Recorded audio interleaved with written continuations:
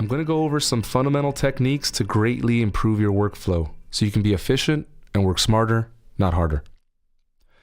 I do a lot of consultation work, and time again, I see composers and artists starting off their sessions with a blank slate. In other words, when they begin a new project, they always start from square one.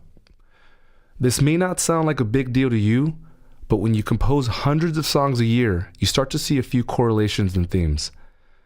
The first is that more often than not, the modern day producer usually makes the same decisions over and over again within any given session.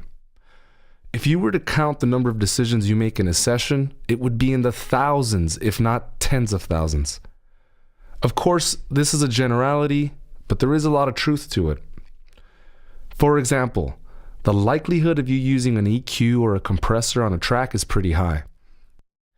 You may not always use them, but what I am proposing is that we set up your session in such a way so as to eliminate as many decisions as possible so we can get to the heart of the matter, which is being creative.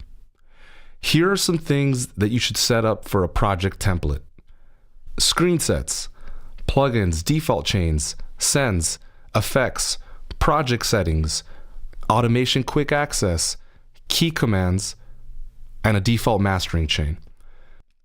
I am going to help you set up your screen sets. This is especially good if you need more screen space but don't have multiple monitors. I'm also going to help you decide what plugins and effects are best to use for your template. To add to this, I'm going to go under the hood into Logic's project settings to optimize your workflow, and I also want to configure automation quick access so you can quickly adjust automation parameters on the fly.